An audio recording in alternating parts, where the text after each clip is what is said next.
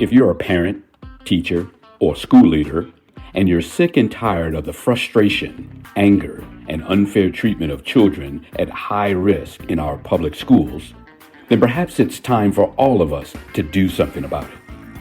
In this podcast, Dr. Almitra Berry brings you tips, tools, strategies, and tactics to build successful solutions while touching, moving, and inspiring all of us to transform our schools so that every child thrives. Here's your host, Dr. Berry. Welcome back, Equity Warriors. Thanks for joining me today. Continuing today, a special series elevating new voices and future guest hosts of the 3E podcast. I am joined today by someone I'm honored to call a good friend. Her name is Christina Pipkin, and you will be hearing from Christina, Pip. She's got that on her screen there, Pip, in an episode where she shares her own story.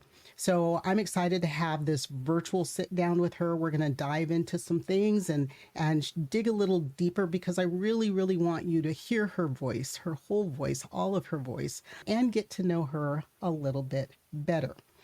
So, Pip, welcome to the show. Thank you. Thank you for having me. You say friend and I say everything. You are so much more than a friend to me.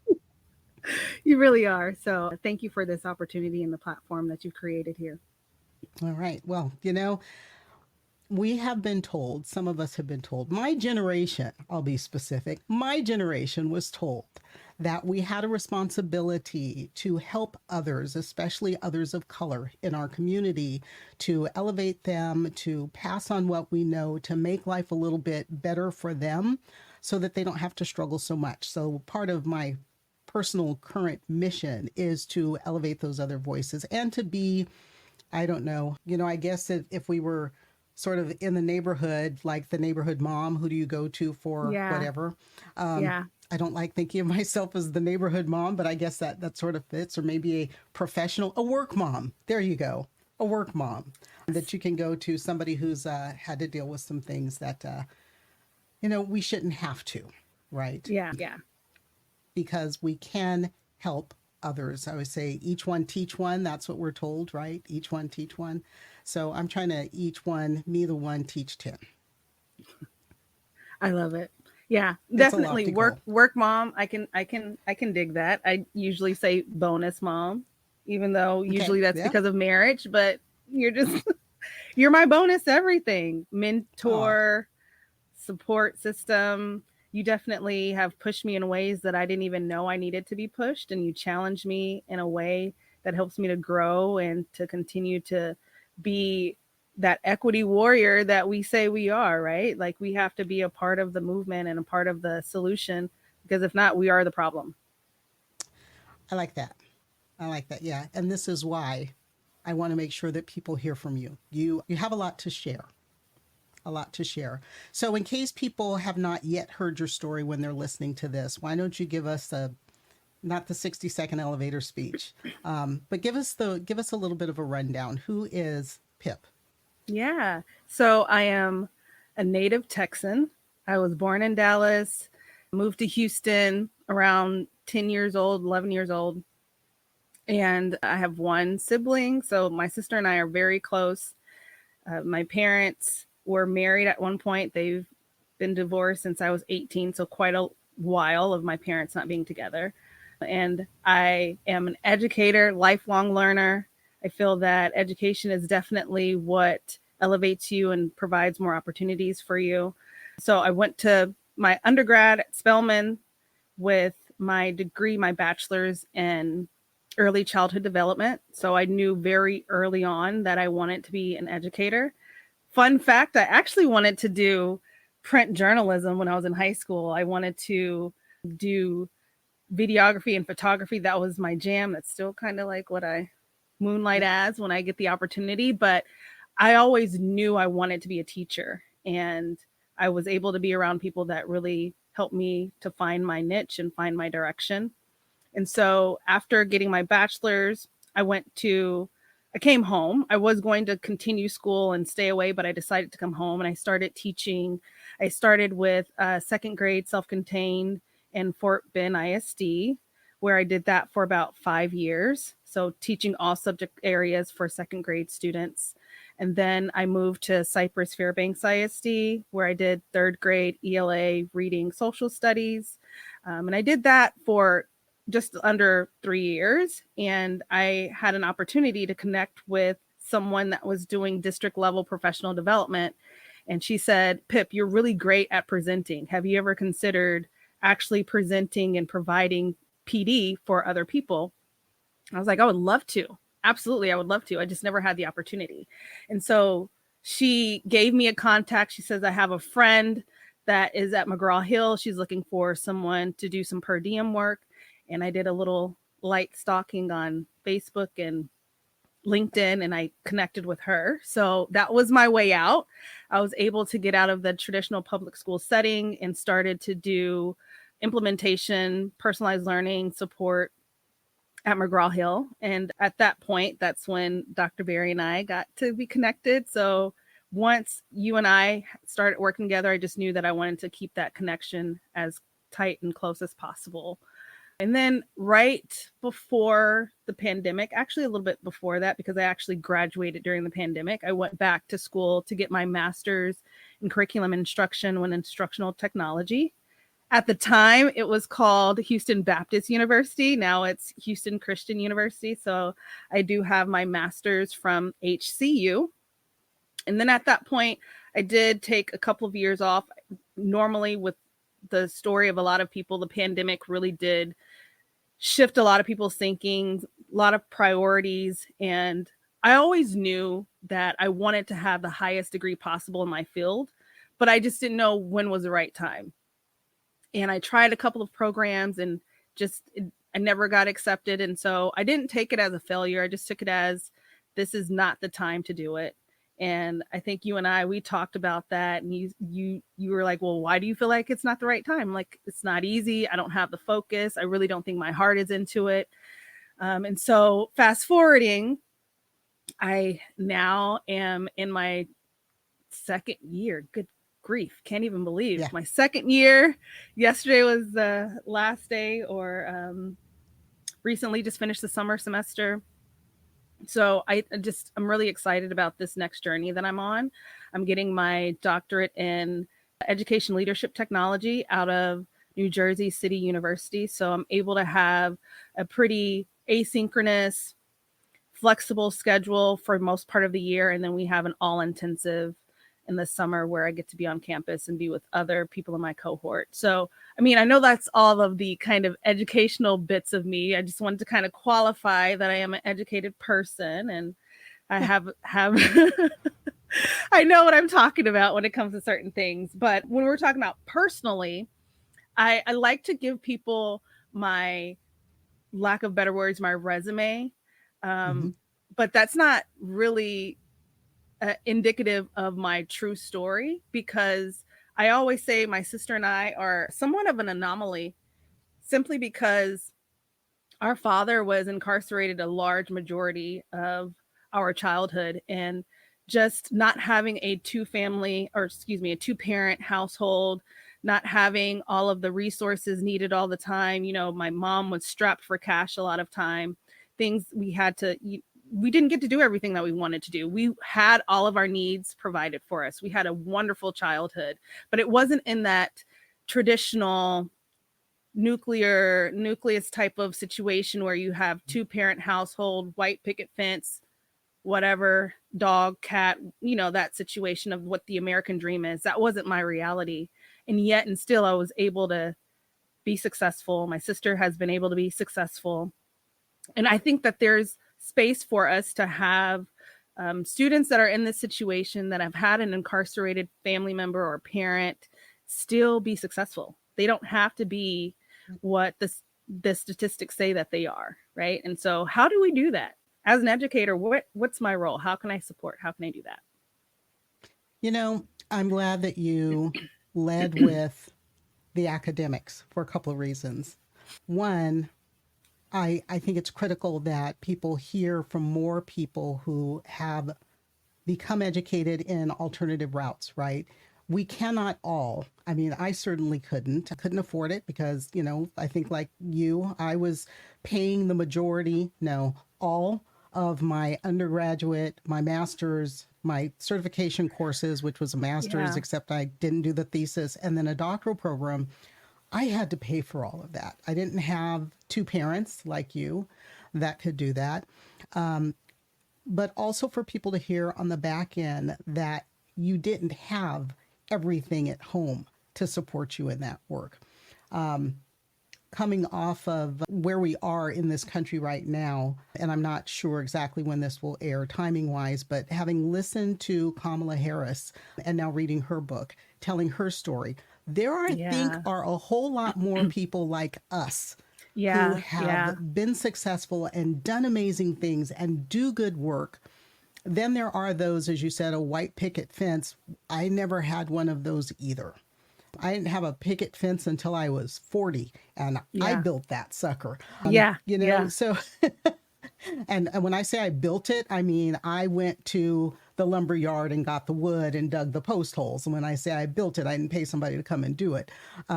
Actually built it.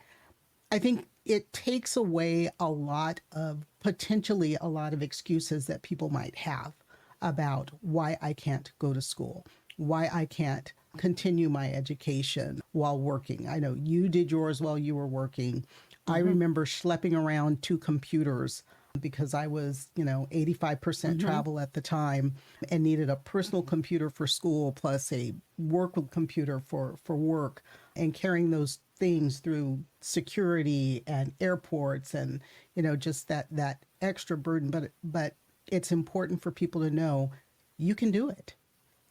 It's not Yeah. impossible, Yeah. and for the young folks, the millennials, the Gen Zs that might be, there's so many generations now, I have to remember, I know. there that might be listening to this,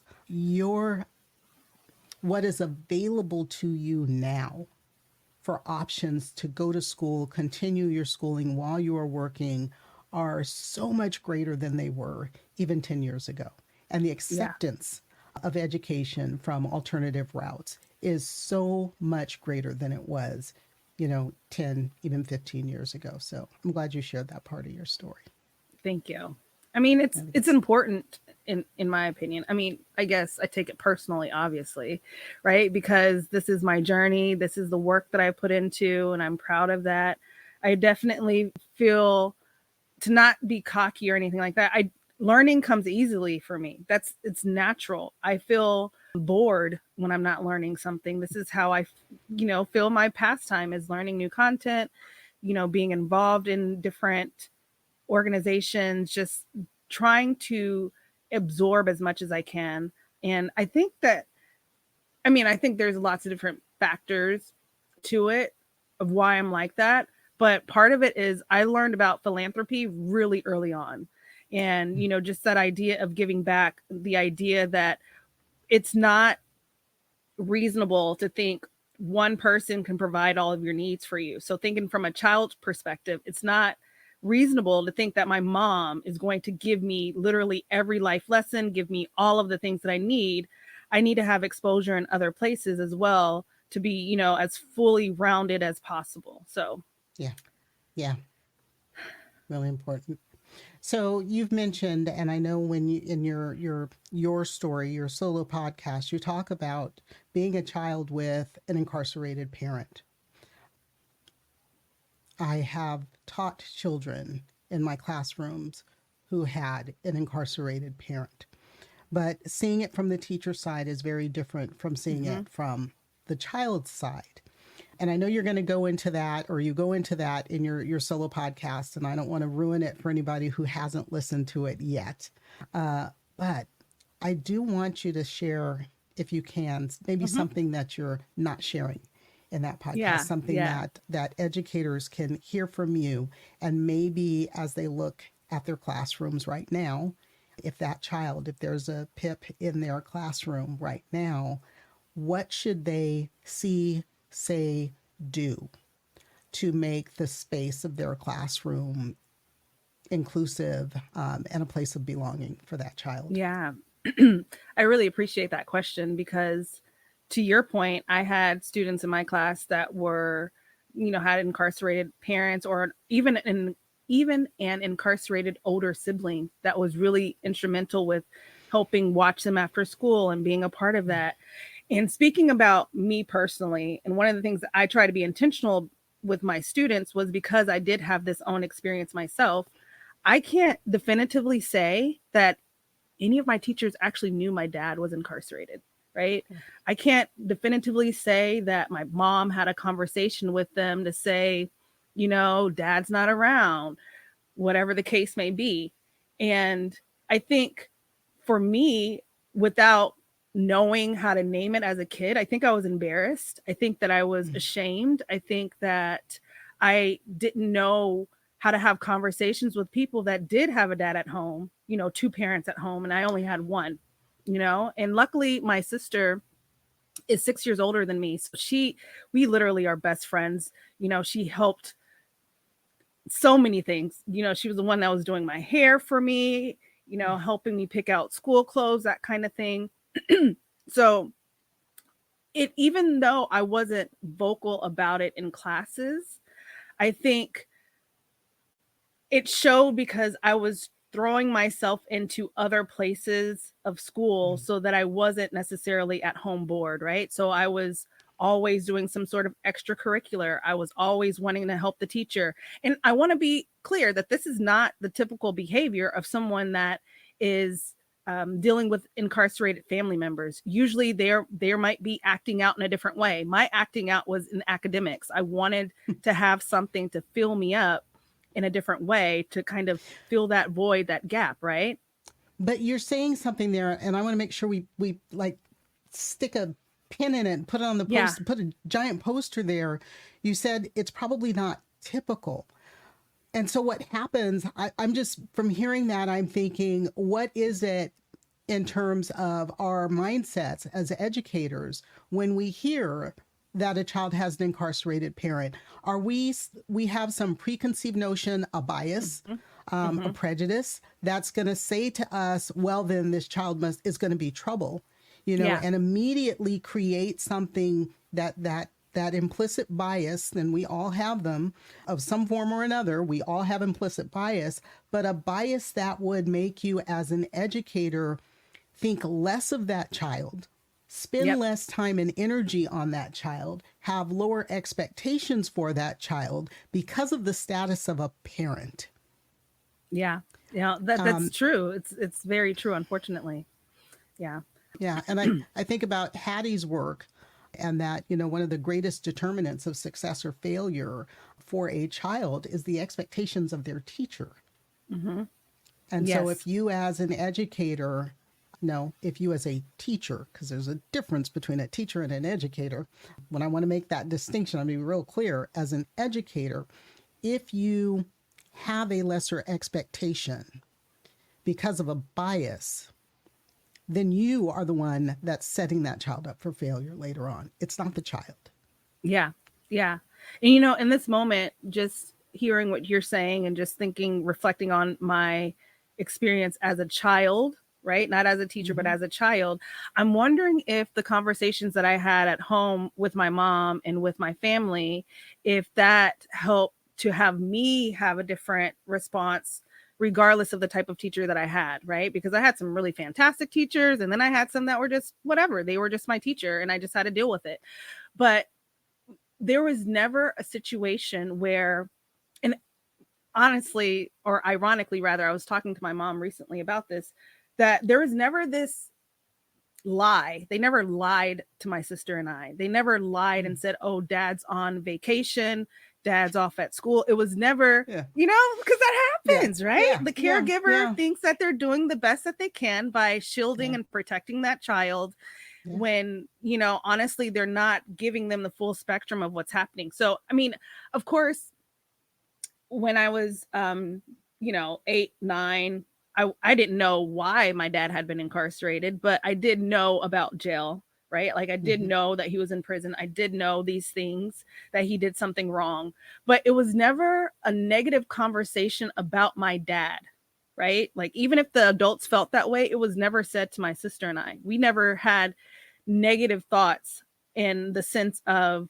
oh, you're F up just like your dad. You know, you're just going to mess up just like your dad. Like, you're worthless. Those conversations, those words weren't said. And so I'm wondering in this moment, if does the first step, and I think I know the answer, but does that first step happen at home, right? Like, what are you feeding? What is the life that you're giving to your child at home that now goes to school? Because if you have a defeated child at home, they come to school and they're getting defeated again by their teacher because the teacher thinks that you're a troublemaker. Even if you are just saying hey to your friend next to you, or you're excessively talking, you know, especially thinking about the population of students, rather the population of families and people that are incarcerated, disproportionately, it's people of color. So if you are already have this very low fuse for what you would consider behavior issues from these students of color, where do they have a safe space?